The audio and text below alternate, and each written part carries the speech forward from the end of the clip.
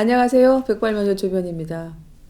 여러분 노후 대비 어떻게 하시는지 참 걱정되시고 궁금하시죠? 그게 그럴 수밖에 없는 게 사실 너무 오래 살기 때문에 그런 것 같아요. 제가 친구나 지인들의 부고를 받고 장례식장에 가보면 지금 돌아가신 우리 부모님 세대의 연배가 주로 80대이고 70대 요즘에는 많지 않더라고요. 그런데 우리 부모님 세대가 그런데 우리는 더 오래 살겠죠. 그래서 너무 오래 살다 보니까 아니 은퇴한 다음에 그 긴 노후를 뭘 먹고 살아야 되지? 이제 이렇게 막 걱정하면서 온갖 노후 대비 방법이 나오죠. 무슨 투자를 해라, 뭐 제2의 인생을 살아라, 또 뭐 돈만 중요한 게 아니고 뭐 사람도 중요하니까 어디 가서 취미 활동을 해라, 뭐 자, 이런 얘기들을 많이 합니다. 저는 그 노후 대비에 관한 얘기를 들을 때마다 왜 다들 제일 중요한 거를 빼먹고 얘기하지? 뭐 이런 생각이 들 때가 굉장히 많아요. 제 생각은요, 제일 확실한 노후 대비는 배우자와의 사이가 좋은 거예요. 배우자가 건강하고 사이가 좋은 것. 이게 제일 중요한 노후 대비거든요. 왜 그러냐?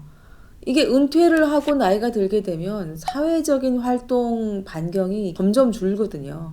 그래서 결국은 어디로 모인다? 집으로 모이게 돼 있습니다. 젊은 날이야 뭐 안 그렇죠.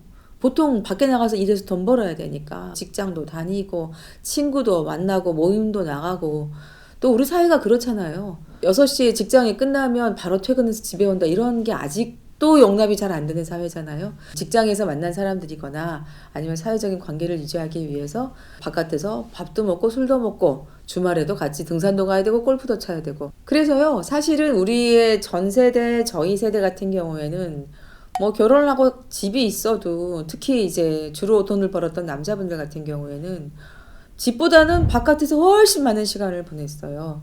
그래서 집 생활은 사실 그렇게 중요하지 않았거든요. 가정이 있기는 하지만 그분의 머릿속에는 사실은 한 7, 80% 정도는 이게 뭐 일과 바깥에서 만난 사람들로 꽉 차 있고 이게 가족의 비중은 굉장히 적었는데 그런 생활에 익숙하다가 어떻게 되느냐?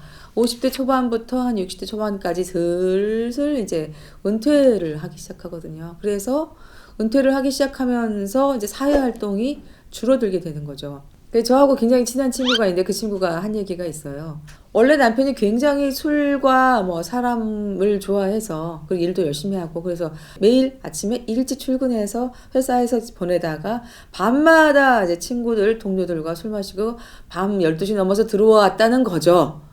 그리고 은퇴를 해서도 상당 기간 그랬는데 뭐 모임도 엄청 많았고 그랬는데 이 남편이 60이 넘어가면서 슬슬 모임이 하나씩 깨지더라는 거예요. 왜?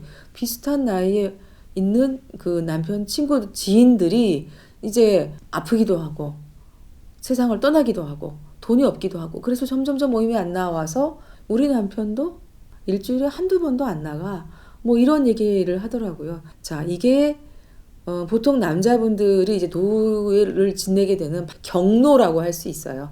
자, 그렇게 되면 어떻게 됩니까? 나의 주요 생활 공간이 집이 되는 거잖아요. 그러면 배우자가 이제 정말 일생에서 제일 중요해지는 시점이라고 저는 생각해요. 자, 그래서 배우자와 사이가 좋으면 뭐 바람직한데, 근데 뭐 안 그런 분들도 엄청나게 많잖아요. 밖에 나가서 너무 일만 하느라고 배우자와의 대화가 완전히 단절된 이런 분들 상당히 많습니다. 그런데 갑자기 새삼스럽게 나갈 데가 없으니 집에서 이 사이 안 좋은 배우자하고 같은 집에 있으려니까 너무 힘들잖아요. 어떻게든 그거를 피하기 위해서 여러 가지 일을 하죠. 첫 번째, 제2 취직을 합니다. 근데 제가 보니까 우리 사회에서 아무리 경험이 많고 풍부하고 그전 지위가 좋았다 하더라도 제2 취직하면 막 월급이요. 반 토막 나는 거는 뭐 기본이고 심지어 4분의 1도 되고 5분의 1도 되고 그런데도 굳이 취직을 합니다. 왜? 집에 있는 게 무서워서 불편해서. 그리고 취직이 안 됐다. 이제 그러면 어디 가죠? 등산 갑니다. 그리고 취미 활동하러 나가요.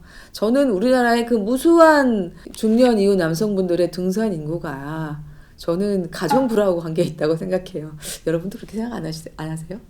꼬박꼬박 주말마다 등산을 가는 이유가 뭐가 있을까? 건강을 위해서도 그렇지만 집에 있는 게 힘들어서 불편해서 산으로 도망가는 그런 측면이 저는 분명히 있다고 생각합니다. 뭐 등산은 기본이고요. 또 한 군데 도망가는 데가 도서관이 있어요. 도서관 가서 책 읽으면서 피하는 거. 돈도 안 들고 좋잖아요. 그리고 심지어 저는 독서실 가는 것도 봤거든요. 독서실에 가서 지내는 거예요. 조용히 혼자서. 자, 이런 남자들도 심심치 않게 봤습니다. 자, 근데 사실 이런 식으로 수십 년을 보낼 수는 없잖아요. 자, 그러면 뭐 해야 된다? 배우자의 관계를 개선해야 된다. 가족들과의 관계를 바꿔야 한다. 자, 이런 것이 바로 저는 노후의 과제, 은퇴 이후의 과제라고 생각해요. 우리 마인드 좀 바꾸자고요.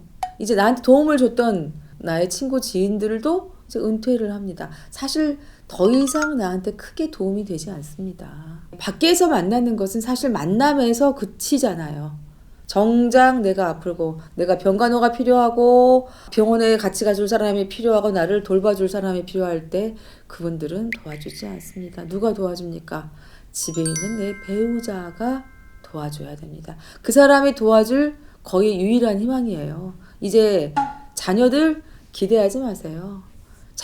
우리 자식들은 그런 생각 자체가 없습니다. 제가 생각하기에. 저희 딸도 아마 제 생각엔 내가 노후의 엄마를 돌봐야 된다. 이런 생각은 아마 일전어치도 없을 겁니다. 여러분들의 자녀분들도 비슷하지 않을까 싶어요. 그나마 늙은 부모를 봉양해야 된다는 생각을 가진 세대는 우리 세대가 마지막일 거라고 생각해요. 저는요. 그러니까 결국 노후의 내 행복은 누가 좌우한다?